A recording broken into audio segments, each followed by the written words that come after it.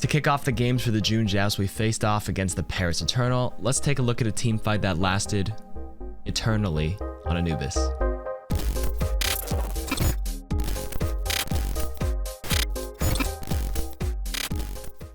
As time winds down for Paris, 30 seconds left, they had to make a strong final push, but notice Toronto's defensive setup. They're at the choke, constantly poking Paris down, specifically Naga, who eats a ton of sticky bombs from Neist. This is great for Toronto because they forced out an ultimate for nothing. As Naga falls down after cloning Michelle on the Diva, he kinda just doesn't do much right now. And Sato takes this opportunity to soft engage on the side, forcing out a rally from the Eternal as well.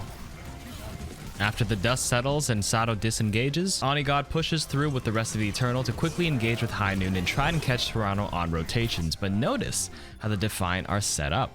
Great usage of the left side of the point and cover here to avoid it.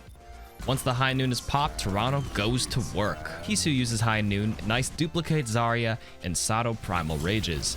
Toronto pushes them into the back of point, almost securing a kill on Don, who gets a last-minute nano and pushes out.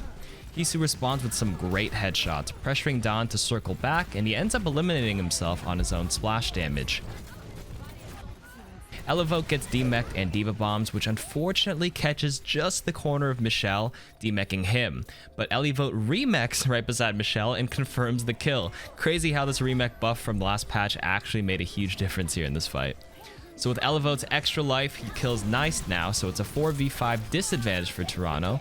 Lastro nano Sato to make some space and stall the point for Toronto's respawns because they will inherently have an advantage the longer this fight draws out, with the closer respawns on the defense side. This is where ANSOONJAE puts on his clutch pants and goes for a perfectly timed res on Neist over on the side of the wall with no fear of Onigod because he already used flashbang in a duel against Hisu. Now, despite Hisu losing out on the close duel, Battle Mercy comes out and he cleans up Onigod. With both teams down in numbers, kills are being exchanged back and forth, but this is again all about stalling for respawns for Toronto. Michelle is back, Hisu's back for a bit, Sato's back, Neist is back after that early res from ANSOONJAE, and with the pressure on all fronts, Toronto forces Paris off the point momentarily and overtime ticks down. Notice how fast that timer went. Overtime usually lasts 5 seconds before timing out, but if you're in overtime for longer than 30 seconds, which it has been, the timer burns out in 1.5 seconds, securing a strong defensive hold for the Toronto Defiant.